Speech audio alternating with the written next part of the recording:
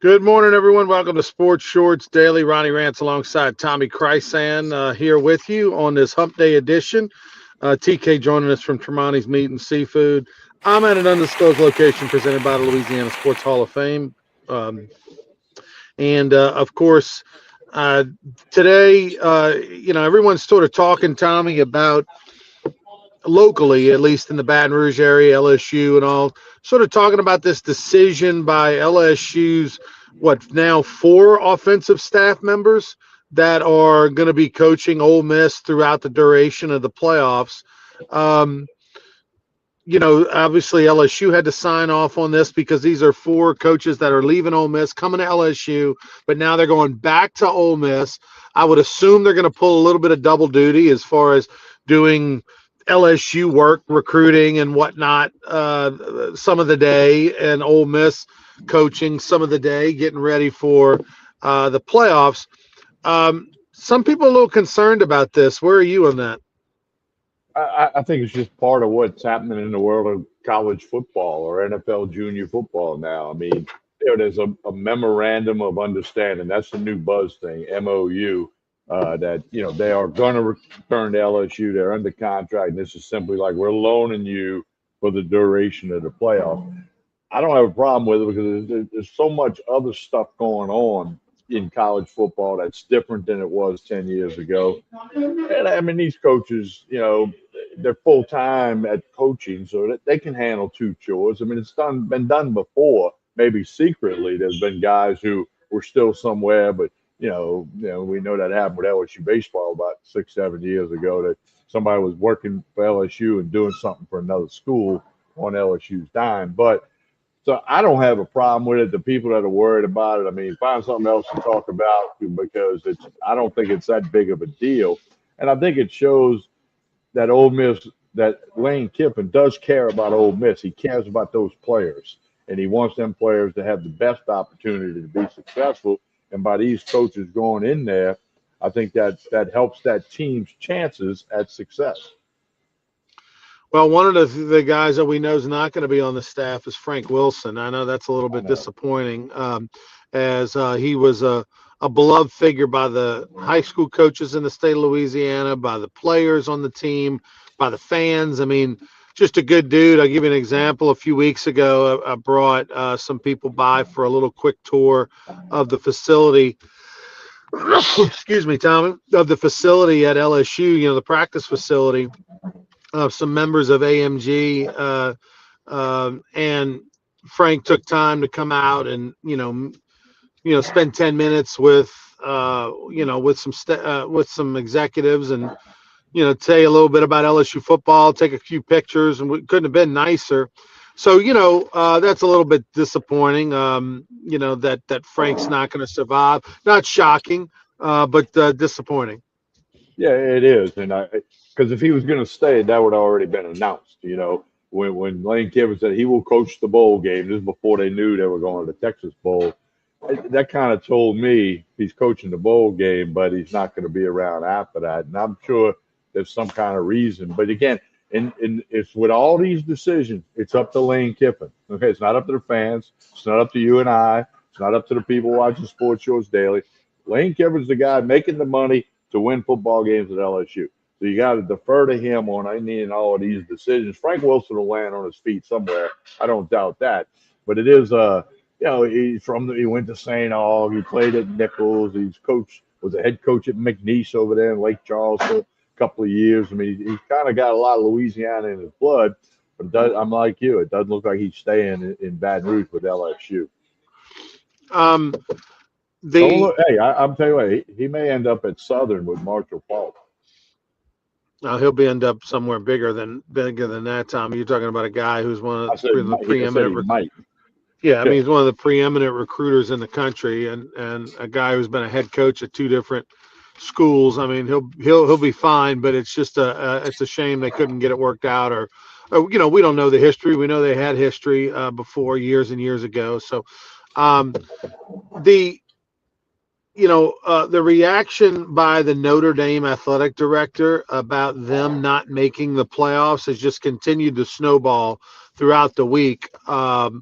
Notre Dame has been one of those programs that people either love or they hate. I know you're on the hate side, growing up in the parish and not being a Notre Dame fan.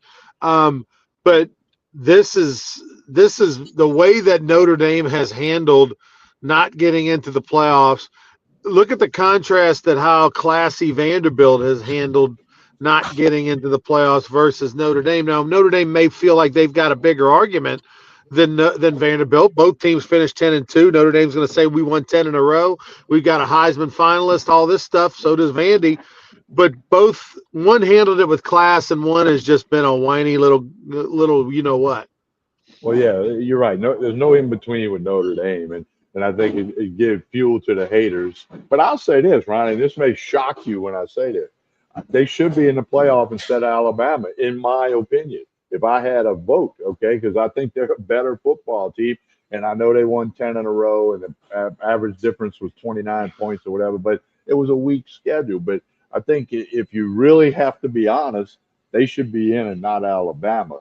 And then that whole thing about the committee having them above Miami until the last week. I mean, that's not.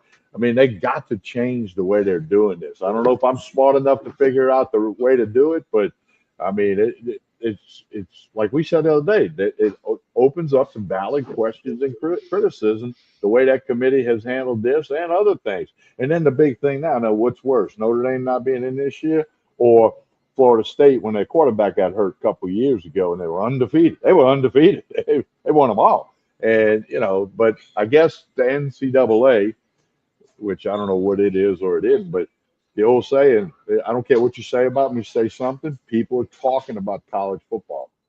Just because the system is broke, or it's not perfect, excuse me, it's not broke. The system is not perfect for the playoffs, and there's some obvious fixes, doesn't mean that it's going to get fixed.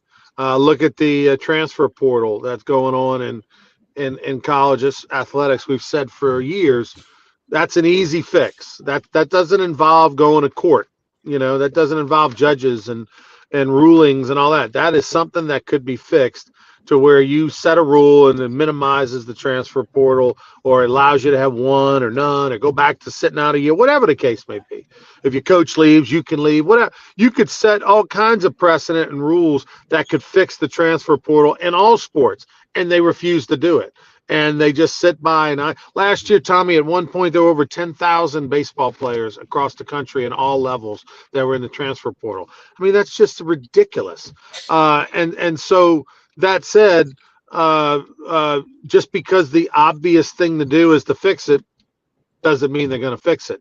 I would love to see the playoffs expanded. I don't know what, but here's the thing. If we're expanding the college football playoffs, do we have to include the group of five? Is it mandatory to include the group of five, meaning like the James Madisons of the world and the Tulanes? I mean, James Madison played one Power 4 school this year and got beat by 14 points. Louisville, it's not even ranked. So, I mean, look, James Madison and Tulane have zero chance of winning the national championship. Zero chance. Everybody else has a chance. If BYU and Notre Dame were in the playoffs, they would have a chance. There's nobody that wouldn't doubt that Notre Dame wouldn't have a chance to make it, to win the national championship this year more than ever, right? There's no super obvious power team this year. But as long as we're trying to make sure everybody gets a trophy and we're worried about the Power 4, then if we're if we're wanting to do that, Tommy, then they have to expand so that you can get more of the big boy schools in there that have a legitimate chance. And you can still, have one or two of these Power 4 schools in there as well to feel like they've got a shot. But I mean, football is not baseball. Football is not basketball. The underdog does not have a chance. The team that is bigger, stronger, faster, stronger is going to win 99% of the time. Could a Tulane win a game? Could Tulane go to Ole Miss and potentially win a game? Sure. They could have a day, right? Troy beat LSU. UAB beat LSU. Whatever. There's things that can happen. You can have a day, but you're surely not going to have 3 or 4 days. Tulane's not going to win the national championship. Could they go upset somebody? Yeah, maybe. and so my point is that like, let's expand the field at least to 16 would be my hope. Yeah, the more you put in it, you're still going to have somebody say, "I got left out." But it's a little easier to say, "Hey, you got left out." Like in basketball, that 69th and 70th team. Well, you should have done differently. Well, I heard, there's a couple people saying just go to 24 teams instead of 12. But they got to change it to let the group of five have their own playoffs. Okay, they'll make money, or maybe not. They won't. Might not make money, but They're not going to make the money. I mean, Tommy, look and at it like this: do you watch 1AA football playoffs? No, and you went to Southeastern. I would if Southeastern or Right, McNeese or Nichols was in it, right, but other than but that, I no. right. And so my point is that if none of us watch the 1AA playoffs unless you are a hardcore fan of your team. Okay, we might watch the 1AA national championship game if there's nothing on that night. So you're simply going to be a step above that. So no, I don't agree that if all of a sudden the group of four had their own playoff, that all of a sudden it would be this moneymaker, because I don't think there would. I don't think there would. It'd be glorified 1AA. I mean, most of the teams in the group of four should be playing 1AA anyway, or FCS now. So Yeah. so it's really the only chance they have for money is to have that seat at the table, to not necessarily have the home run chance of maybe getting in the playoffs, but to be able to get a piece of that pie, to be able to stay relevant so that they can go play Florida in week 3 and get a paycheck for 1.5 million. Like, that's why those schools still play at that level of football. But I look, I would be okay. Like, the bowls are getting out of control. I think we're seeing a precedent, Tommy, where we had 4 teams from the Big 12 refuse to play in a bowl game.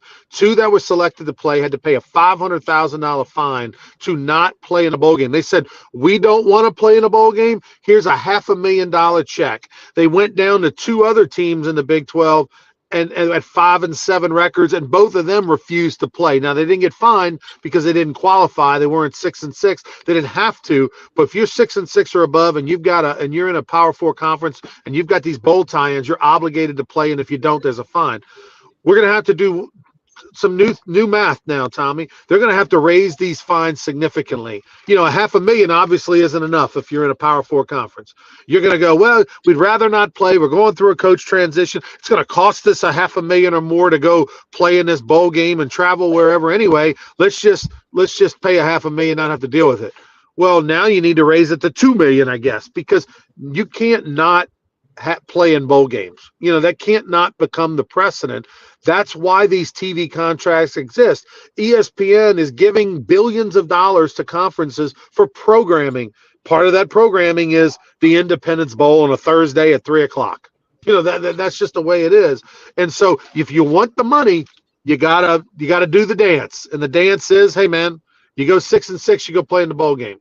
And so that's a whole can of worms. Maybe the playoffs expanding, Tommy, can save the bowls a little bit, right? You can use some of those bowl games maybe for locations and sites and things like that if you choose.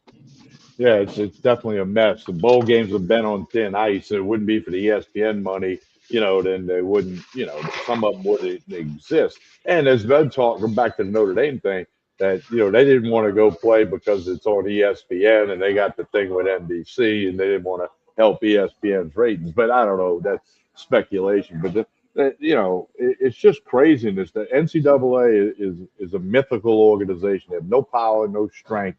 The conferences have more power. And like you said, somebody said, hey, if you don't go to a bowl game, you're not eligible for the playoff the next year. Well, then people like Notre Dame, they would be in the bowl game because they don't want to, be ineligible the next year for the playoffs. That's not going to fly, but, somebody said it. But it's just a mess, man. I just wish that, we could have more, just watch the football game, watch the talented guys and coaches, but it's just a different world, much different than what we all grew up with. Tommy, give me an update on where we're at with the Pelicans bet. 82 games Tommy's betting against the Pelicans this year. I am 11-14, so the Pelicans are 14-11 against the spread. They lost a close one the other night. They were getting 8.5 points and lost by 3. And they'll host Portland tomorrow night. So I'll get on the Trailblazers, but there was the Spurs that beat them the other night by 3 points. So, but the Pelicans are the Pelicans. I'm gonna stick to it and see what happens. But I was 10-9, and now I'm 11-14. So a little bad stretch here. And we'll keep up with it. We'll tell people about it on Sports Shorts Radio and Sports Shorts Daily. So, but they host Portland tomorrow night in New Orleans, and that's another scheduling thing. You got high school football games in the Dome, and then you got, I mean, who put these schedules together, Ron? It certainly wasn't the Texas Collegiate League. Well, there's been plenty of times, Tommy, where there's been events in the Dome and the arena. I'll actually be down in New Orleans on Friday. I'll be doing the sidelines for all 3 high school state championship games for the LHSAA TV network with Jeff Palermo, Garrett Wolver, and others. Looking forward to that, working with Jeff Schneider, Steve Schneider, and all the gang. So I'll wear my comfortable shoes because I'll be walking the sidelines for 3 straight games. Yeah, you're going to need that, but you'll be all right. At least you'll be indoors. Exactly. All right, TK, I gotta jump off, headed to Lake Charles for some Gumbo Gator business. Tell us about Tremonti's on the way out. Well, today is Wednesday, so that means it's their hamburger special burger and fries for $6.99. You can dine in, or you can get it to go. Or you can order it online at tremontis.com. That's each and every Wednesday, not just today. Great deal on the famous burger that they sell at the Rougarou games. $6.99 a burger and fries, and of course, they got everything you need for your Christmas orders online, tremontis.com. Turkeys, hams, brisket, prime rib, all the side dishes, the wine, the bourbon, the liquor. It's all at Tremonti's Meat and Seafood. Jefferson Highway in Baton Rouge, right down the street from Parkview Baptist Church and School. So do check out Tremonti's Meat and Seafood. This Saturday, Sports Shorts Radio will be at the Bruley Walk-Ons. We'll be over there at the Walk-Ons in Bruley. Come join us and check out Sports Shorts Radio, which is on ESPN Radio, Baton Rouge, Lafayette, and Lake Charles. On behalf of Ronnie Rantz, I'm Tommy Krysan. Have a great Wednesday, everyone. Next episode of Sports Shorts Daily, Friday morning. Talk to you then.